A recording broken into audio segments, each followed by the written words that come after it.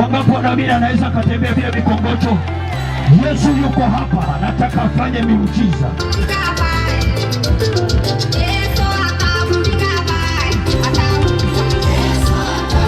Ungeweza kutembea mwenyewe? Karibu wapenzi watazamaji kwenye kipindi hiki. Leo tumetembea kwenye mkoa wa Pefa Bukuria South kuweza kujua siri ambao ipo katika mkoa huu. Mojawapo ya mikoa inayofanya vizuri kabisa ni Pefa Bukuria South, na tumetembea kuangalia kumhoji mtumishi wa Mungu Bishop Peter Rioba ambaye tumekuwa tukimfuatilia kwa mitandao, ambaye Mungu amekuwa akimtumia kwa viwango vikubwa, na leo anatupa siri ya mafanikio yake. Lakini hata hivyo ndio ameshafika, hivyo hatuna budi kumkaribisha ili ya kwamba tuendelee na kipindi. Bishop, karibu sana. Asante sana. Karibuni hapa nyumbani. Asante. Nimekuwa nikifuatilia sana mtandao wa kijamii wa Facebook na Twitter, na nimekuwa nikiangalia hata TikTok. Ibada zako zimekuwa za nguvu sana. Na sijui unalizungumziaje hili? Ni nini siri ya mafanikio yako katika hii mikutano? Kabla ya kusema siri ya mafanikio yangu, ningependa kwanza niwasalimie wapenzi watazamaji, marafiki zangu mnaonifuatilia kwa social medias, kwa hizi nini za kijamii, wale ambao mnanifuatilia kwa TikTok, wale ambao mnanifuatilia kwa YouTube, na wale pia ambao mnanifuatilia kwa sehemu ya TikTok na Facebook. Nataka niwasalimie na kuwapongeza. Mnafanya kazi nzuri sana, maana mnanitia moyo, maana wakati unakuwa na mashabiki mengi wanakufanya unakuwa moyo, unajua kuna kitu unafanya. So ngoja nije kwa hili swala ambalo ndugu mtangazaji ameniulizia hapa. Nataka niseme hivi, mimi kwanza nimejitolea kufanya kazi ya Mungu. Ukitaka kujua siri ya kwa nini mikutano inafanyika, kitu kile kinatoka ndani ya moyo. Mimi ni kitu kimetoka ndani ya moyo, sio kitu cha kuigiza. Nina moyo kufikia watu. Nataka watu wa Mungu waokoke. Na hata nikiona shetani anatesa watu huko nje, moyo wangu unaumia sana. Na ndio maana nimeamua kufanya mikutano hiyo na kutumia nguvu zangu zote, na wakati mwingine nikipata marafiki wa kunisaponsor kwenye mikutano hii, nitafanya mikutano mikubwa sana. So hiyo ndio siri kwanza, something from my heart. Ni kitu kinatoka ndani ya moyo. Asante. Na labda nikuulize, hapo awali tumeona kwamba mikutano ilikuwa michache ukilinganisha na sasa hivi. Ni nini kilikuwa sababu ya mikutano kuwa michache kulinganisha na sasa hivi, ambapo mikutano imekuwa ikionekana angalau kwa mwezi mara 3 mara 4? Kilichokuwa kimeelekea maneno hayo ni kama vitu viwili. Jambo la kwanza, nilikuwa na ugumu kifedha. Kuna kuwepo na ugumu kifedha. Unajua mikutano hii inagharimu pesa nyingi tu. Inagharimu pesa nyingi, maana utahitaji ukodishe gari, utahitaji uwe na vifaa vya kufika kwenye mkutano, usafiri. So maana ni huwa nina haya magari sana yale ya vyombo, sababu sijafika sehemu ya kuwa na vya kwangu kabisa. Hata kama niko navyo, sio vile vya kuwa na mikutano mikubwa ya hadhara huko nje. So hii ndio ilikuwa ikielekea kwa upande huo. Na pia kulikuwepo na mvua nyingi kidogo miezi ambayo imepita. Mvua ilikuwa nyingi pia. So wakati mvua inanyesha sana, huwezi kuriski kupeleka vyombo hapo, inabidi utafute namna nyingine.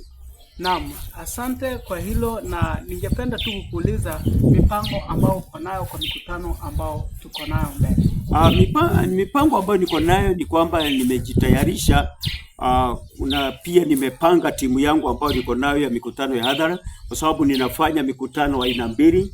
Ninafanya mikutano ambayo inakuwa na region nzima, ninafanya mikutano ambayo ni kanisa la Pefa Cathedral Isibania peke yake. So mikutano hiyo huwa haifanani. So saa hii niko na piga sehemu zote. Napiga mkutano ambao umesimamiwa na region, na ingia pia kwa mkutano ambao tumeupanga kama kanisa la Pefa Cathedral Isibania. Na vile sasa pia nina mikakati mingi pia kuhakikisha napata marafiki kutoka sehemu zingine, hata maeneo mengine, kama vile nilikuwa nimeenda maeneo ya Stella kupata pia watu kwenda huko Nyabisawa. Nilipata watu ambao walikuwa tayari kuhost mikutano hiyo, na tukao tunaenda pale. Nahitaji partnership, by the way, nataka partnership sana. Alafu unajua mimi ni askofu ambaye sihubiri kwamba ni PEFA peke yake. Mimi nahubiri huduma ya Mungu kwa watu wote. Ukiangalia mkutano ambao nilikuwa nao Kihancha, walio host huo mkutano ilikuwa ni kanisa la IGM.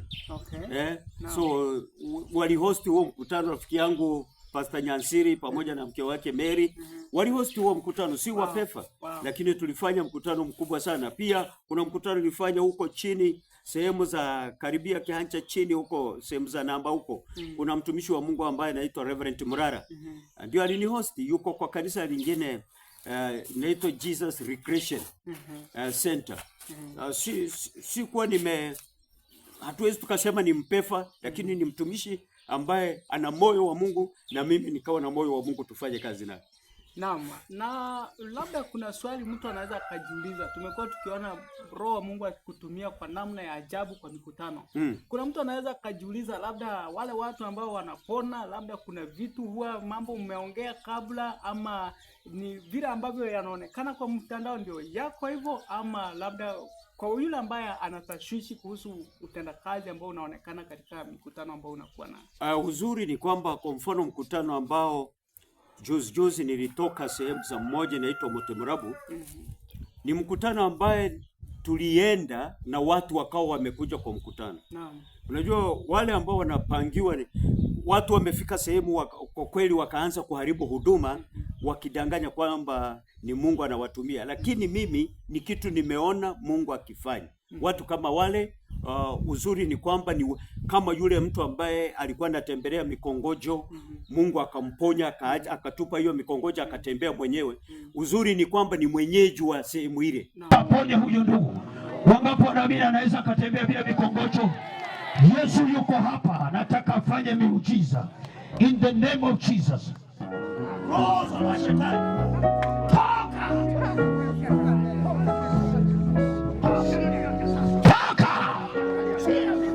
Yes! Hata kama ulivunjika,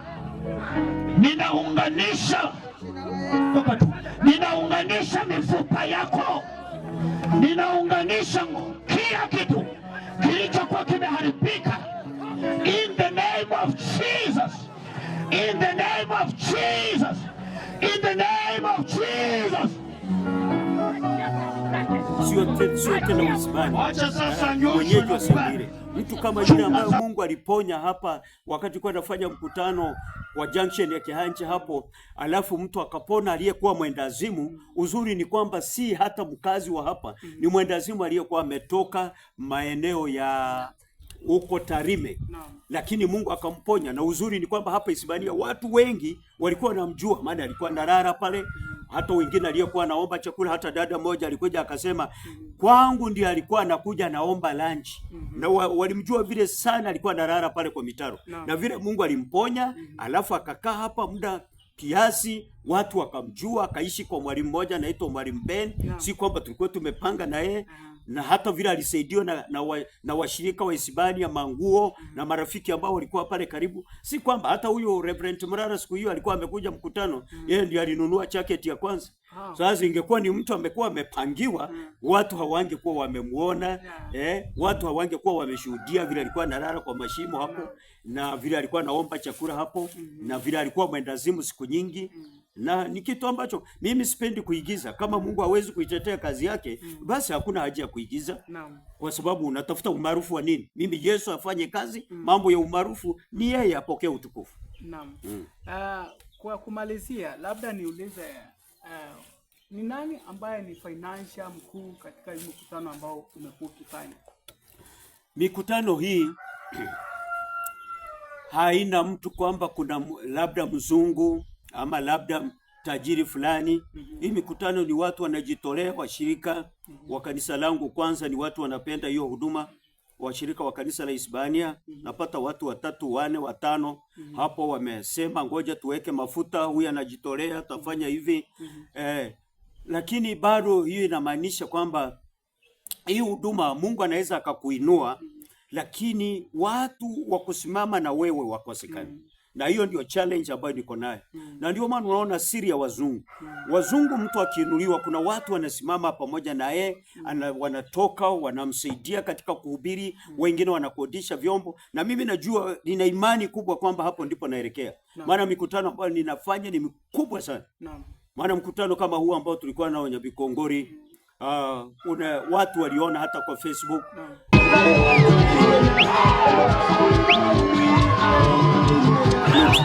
Watu waone kwamba ni mkutano ambao si matani, ni mkutano ambao Mungu anafanya kazi. Uponyaji unatembea, nguvu za Bwana zinatembea. Amen. Na watu wanaokolewa. Amen. Tutarajie nini? Nasikia kwamba kuna mkutano pale Ntimaru hii tarehe 1 mwezi wa 6, itakuwa Jumapili. Watu watarajie nini? Hii sasa tarehe 1 ndio kivumbi kitakuwa pale. Inaitwa crusade ya madaraka. Crusade ya madaraka. Watu wapate madaraka pia katika ufalme. Napenda watu wapate madaraka katika ufalme wa Mungu. So hii crusade haitakuwa ya kawaida. Watu wamejiandaa, na sisi wenyewe tumejiandaa, na tuna expect Mungu kufanya mambo makubwa sana. Tunajua miujiza itatendeka. Watu walete wagonjwa, walioonewa na nguvu za giza, wendazimu wanapona, walio na vifafa wanapona, waliorukwa na akili wanapona. So ni kitu ambacho mimi sina mashaka na Mungu. Muradi watu waje na watarajie kutoka kwa Mungu, maana ni Mungu anatenda. Amen. Yes. Naomba tukimalizia wakaribisha watazamaji wetu kwa ajili ya kufuatilia mitandao yetu. Yes. Napenda niwakaribishe watazamaji, marafiki zangu wote ambao mnatufuatilia. Nataka niwakaribishe kabisa kutufuatilia, na mahali pa kutupata, utatupata unaingia kwa page ya PEFA Cathedral Hispania. Utatupata hapo, na vile vile unaweza ukaingia kwa akaunti yangu Bishop Peter Rioba, inaitwa BR TV. Utatupata hapo na utapata mikutano yetu yote, na kwa TikTok pia utatupata, na pia kwa YouTube pia tunapatikana.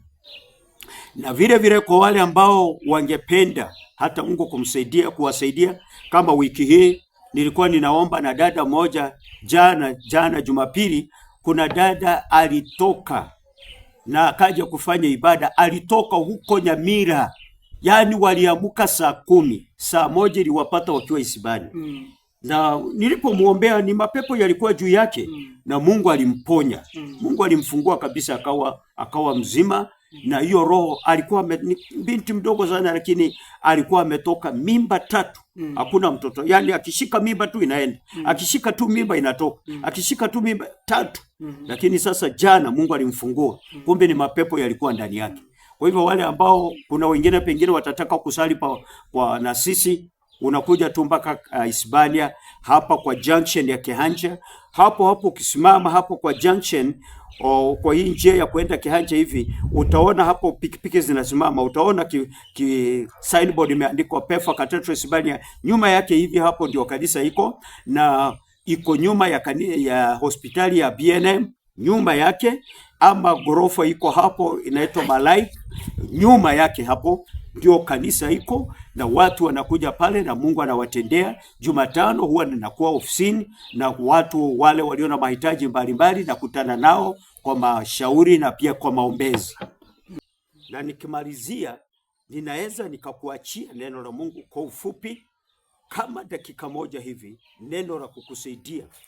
Biblia inasema, kwa wale ambao mnasoma Biblia vizuri, kwa wale ambao mnamfuatilia mtumishi wa Mungu, Biblia katika maandiko kwa kitabu kile cha Mithali 3 na mstari wa 5 inasema, usitegemee akili zako mwenyewe, bali umtumaini Bwana kwa moyo wako wote, naye atanyosha njia zako.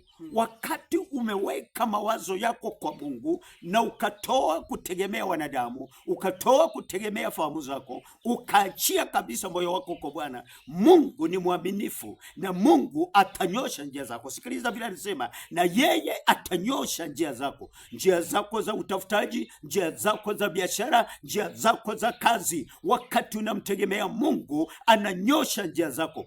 Wewe ambao ulikuwa unasumbuka katika kazi yako, wewe ambao ulikuwa unaonewa na yule adui, wewe ambao ulikuwa umeweka hata matumaini yako kwa wanadamu, hebu sasa geuza na uinue mikono yako tunapoomba, na wewe Mungu akanyoshe njia zako. Baba, katika jina la Yesu Kristo, ninaongea na huyu msikilizaji, ninaomba na yeye mfalme wa falme ambaye alikuwa ananitazama, ambaye alikuwa ananifuatilia, kwamba napoenda kukutegemea utanyosha njia zake, utanyosha biashara yake, utafungua milango yake, na hata kama kuna mgonjwa ninamtangazia kupona katika jina la Yesu Kristo. Asante kwa kusikia, asante kwa kutenda. Na Bwana, ninapenda nikushukuru kwa miujiza ambayo umeitenda hapo nyumbani, na ile ambayo utaendelea kutenda hata kwa mkutano ambao utakuwa nao huko Ntimaru. Ubarikiwa Bwana na upewe sifa. Utakuwa ni mkutano wa ajabu katika jina la Yesu Kristo ninaomba hivyo, amen.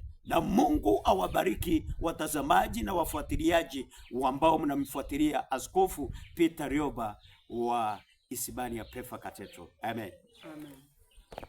Ningependa kutoa labda mawasiliano yangu kwa wale ambao wangetaka labda kunipigia simu. Namba yangu ya simu ni 0708820875.